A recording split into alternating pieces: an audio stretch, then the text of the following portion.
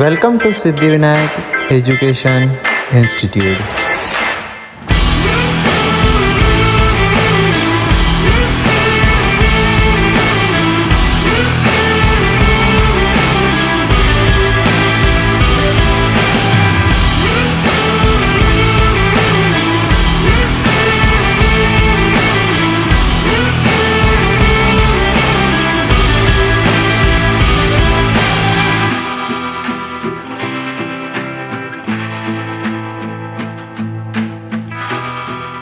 Hello everyone, I am Aditya Singh और आज हम एक बहुत ही इंटरेस्टिंग टॉपिक पढ़ने वाले हैं जिसका नाम है the search for genetic material. 1926 के टाइम पे ये डिबेट बहुत कॉमन थी कि जेनेटिक मटेरियल आखिर है क्या। आधे लोग बोलते थे प्रोटीन, आधे लोग बोलते थे डीएनए। इसका बेसिस क्या था? क्योंकि जो एक सेल होता है उसमें मेजर 3 कंपोनेंट्स होते हैं, वाटर, फिर प्रोटीन, फिर आते हैं न्यूक्लिक एसिड्स। तो यहाँ पे हमको पता लगाना था आखिर जेनेटिक मटेरियल है क्या। तो उसके लिए सबसे पहले आते हैं ग्रिफिथ साहब।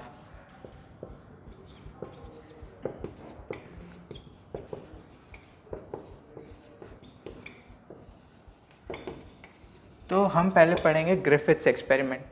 तो ग्रिफिथ सर आते हैं और उन्होंने यूज़ किया था डिप्लोकोकस एंड स्ट्रेप्टोकोकस। ये न्यूमोनिया कॉज करते हैं। तो उन्होंने बेसिकली इसकी 2 स्ट्रेन्स ली थी। तो उन्होंने यूज़ किया डिप्लोकोकस एंड स्ट्रेप्टोकोकस का R strain and S strain.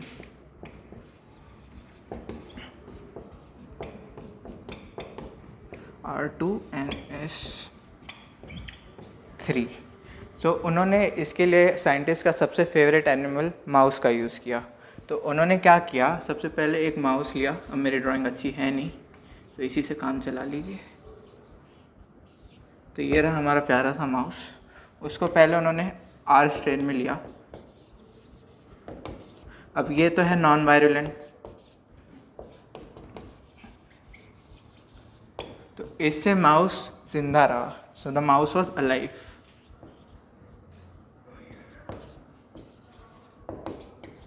फिर जब उन्होंने माउस को एस स्ट्रेन के साथ लिया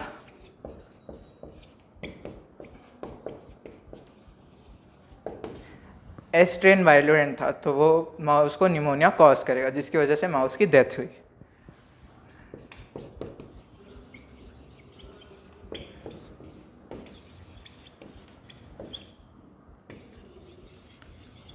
अब उन्होंने क्या किया, जैसे कि यूजुअली हमारी वैक्सीन्स में भी होता है कि हम हीट किल कर देते किसी भी पैथोजन को। तो उन्होंने क्या किया, एस स्ट्रेन लिया, उसको हीट किल किया।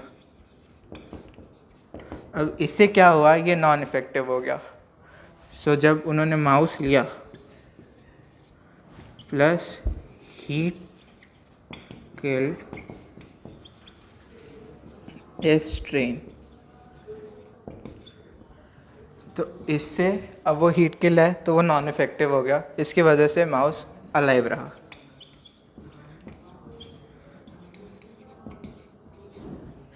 तो अब उन्होंने सोचा अगर हम हीट किल एस स्ट्रेन ले और आर स्ट्रेन ले, दोनों की वजह से ही माउस जिंदा रह रहा है, तो अगर हम दोनों को साथ में डालें तो क्या होगा। तो उन्होंने लिया mouse, heat killed S strain plus R strain.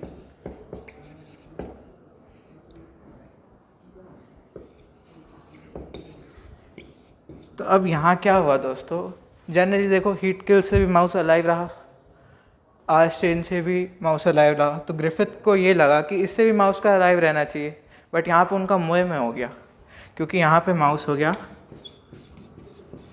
Dead. और जब उन्होंने ये माउस के एक्सपेरिमेंट किया तो उसके हार्ट से हमको लिविंग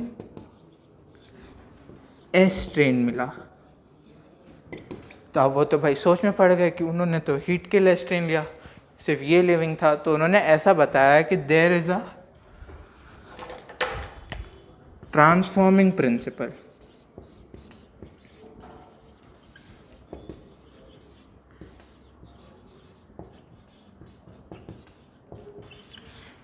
ये ट्रांसफॉर्मिंग प्रिंसिपल है जो एस ट्रेन से निकल रहा है एंड आर ट्रेन में जाके उसको एस ट्रेन बना दे रहे हैं, यानी हीट किल एस ट्रेन है,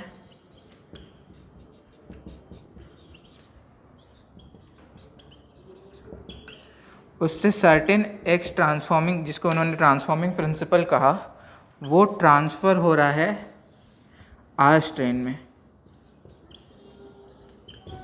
जो कि उसे एस ट्रेन बना रहा है।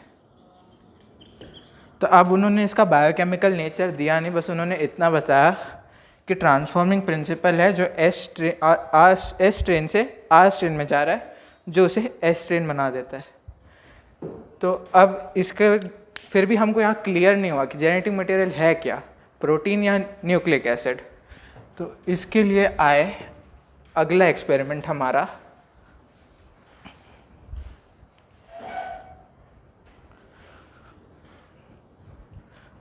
अगला एक्सपेरिमेंट किया 3 साइंटिस्ट ने, एवरी, मैक्लियोड एंड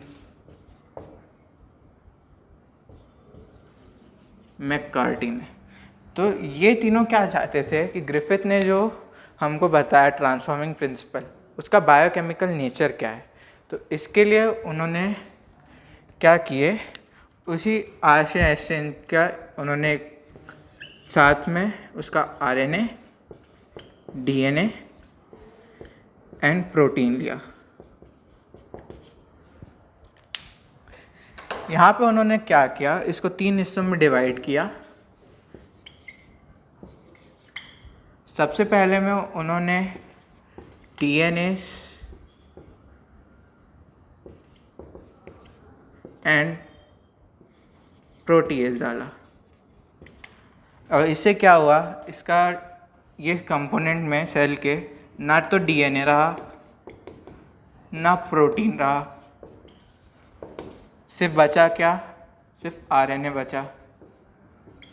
तो इससे ट्रांसफॉर्मेशन जो हुई सेल की वो नहीं हुई, नो ट्रांसफॉर्मेशन।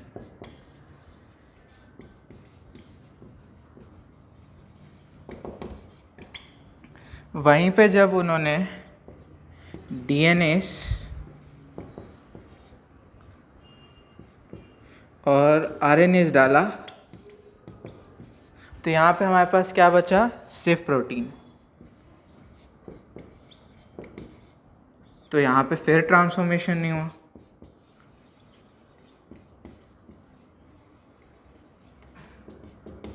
तो इन्होंने इतना तो क्लियर कर दिया कि प्रोटीन हमारा जेनेटिक मटेरियल नहीं है।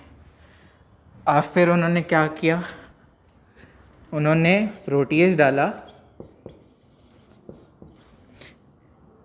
एनआरएनएज डाला। इससे क्या बचा हमारे पास, सिर्फ डीएनए। अब यहाँ पे ट्रांसफॉर्मेशन हुआ।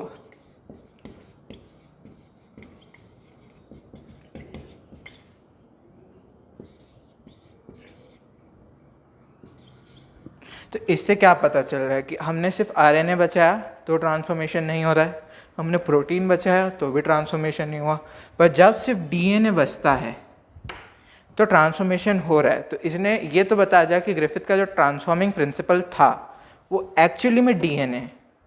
बट अब आते हैं हमारे कुछ साइंटिस्ट, क्योंकि अब इन्होंने जो दिया है थीसिस अपनी, उस पर साइंटिस्ट भी देखेंगे। बट तब के टाइम पे जो ट्रांसफॉर्मिंग प्रिंसिपल है जो ग्रिफिथ ने यूज़ किया, जो यहाँ पे ये लोग यूज़ कर रहे हैं, वो जनरली एक्सेप्टेड था नहीं। साइंटिस्ट के लिए ट्रांसफॉर्मिंग प्रिंसिपल एक बहुत नई चीज़ थी। और दूसरा उन्होंने साइंटिस्ट ने क्या किया, ये जो डीएनएज है, प्रोटीएज है, आरएनएज है, ये एक्चुअली है क्या, ये एंजाइम्स है, क्योंकि वो उसका ब्रेकडाउन करा रहे हैं। अब एंजाइम्स क्या होता है, अगर आपने पढ़ा होगा तो सारे एंजाइम्स इन अ वे वो प्रोटीन है मोस्टली। तो अब साइंटिस्ट ने बोला आप प्रोटीन का ही यूज़ कर रहे हो और हमको यही बता रहे हो कि प्रोटीन जेनेटिक मटेरियल नहीं है, तो इसलिए इसको भी कैंसिल कर दिया गया। अब यहाँ पे क्या नीड आई, हमको एक अनइक्विवोकल प्रूफ चाहिए था जो हमको ये समझा दे कि हाँ भाई डीएनए ही हमारा जेनेटिक मटेरियल है। तो इसके लिए आते हैं हमारे पास हमारा तीसरा एक्सपेरिमेंट, जिसको ब्लेंडर्स एक्सपेरिमेंट बोलते हैं। जिसको Alfred Hershey and Martha chase ने किया था। आइए उसको देखते हैं।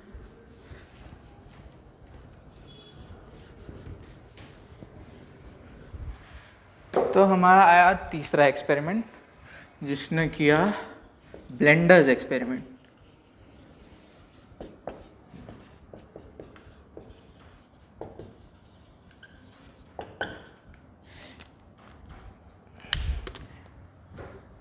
इसे इट वॉज डन बाय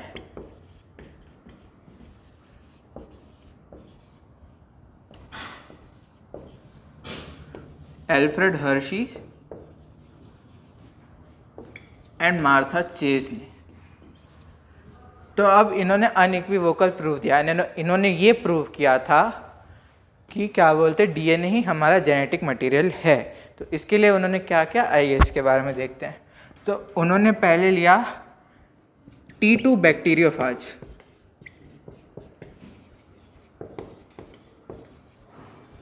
अब बैक्टीरियोफाज क्या होता है, ये वो होते हैं, ये ऐसे वायरसेस हैं जो बैक्टीरिया पर अटैक करते हैं। तो इन्होंने इसको दो मीडियम में लिया। एक में उन्होंने लिया रेडियो एक्टिव सल्फर,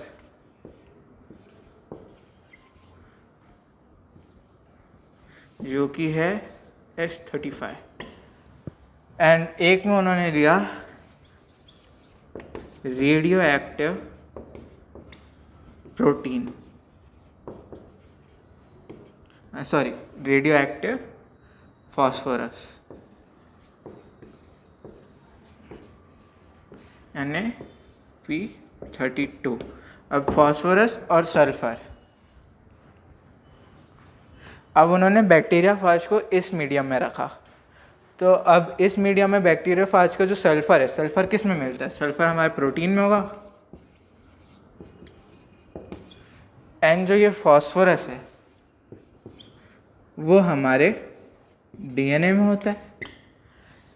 अब इस कल्चर मीडियम का जो बैक्टीरियाफाज है उसका डीएनए रेडियो एक्टिव होगा, एंड इस एक्सपेरिमेंट में जो वायरस का प्रोटीन है वो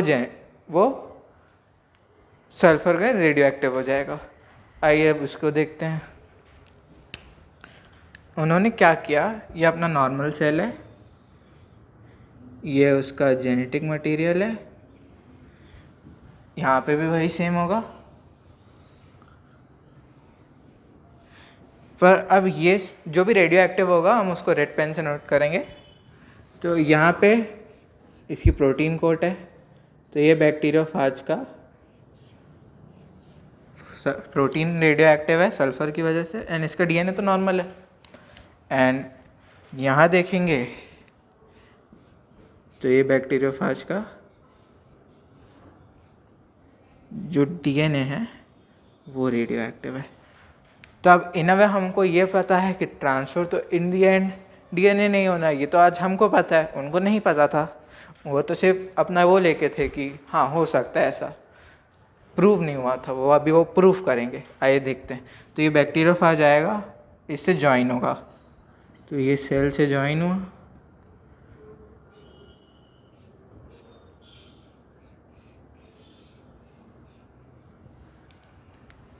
एंड इसने अपना यहाँ पे अपना डीएनए डाल दिया।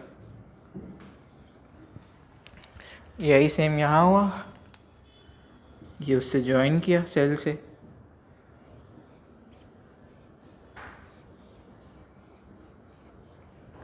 पर इसका यहाँ पे डीएनए रेडियो एक्टिव है।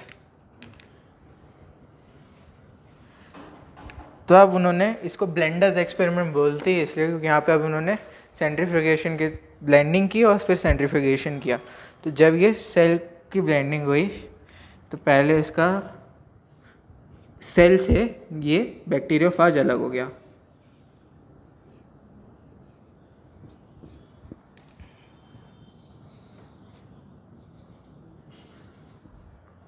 यहाँ पे भी वही हुआ।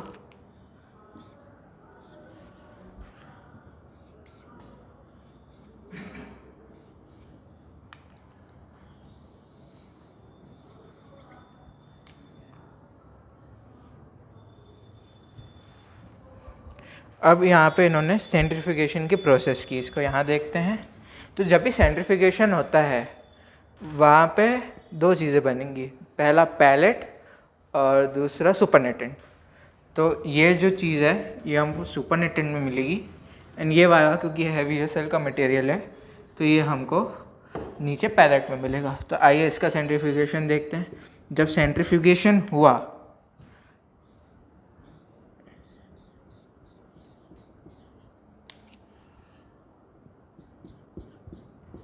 तो ये तो सेल का मटेरियल था, ये रेडियो एक्टिव नहीं मिला, बट ये जो है हमको ये रेडियो एक्टिव मिला। तो यहाँ से पहली चीज़ प्रूफ हुई कि प्रोटीन जो है वो ट्रांसफ़र नहीं हो रहा है। अब हम यहाँ देखते हैं, यहाँ पे क्या हुआ, हमने इसका भी सेंट्रीफ्यूगेशन किया तो यहाँ पे जो सुपरनेटेंट आया वो रेडियो एक्टिव था ही नहीं, पर यहाँ जो हमारे पास पैलेट मिला वो रेडियो एक्टिव था। अब ये रेडियो एक्टिव क्यों हुआ, क्योंकि हमारे पास रेडियो एक्टिव फॉस्फोरस था। इससे ये पता चल गया कि जो पैलेट में है यानी हमारा डीएनए ट्रांसफ़र हो रहा है। इसकी मदद से साइंटिस्ट ने ये अनइक्विवोकल प्रूफ दे दिया, हर्शी और चेज ने, कि हमारा डीएनए ही जेनेटिक मटेरियल है एंड वही ट्रांसफ़र हो रहा है। अब ये क्योंकि अनइक्विवोकल प्रूफ था तो इस पर कोई क्वेश्चन नहीं उठे और हमें क्लियरली पता चल गया कि DNA is the genetic material. Thank you.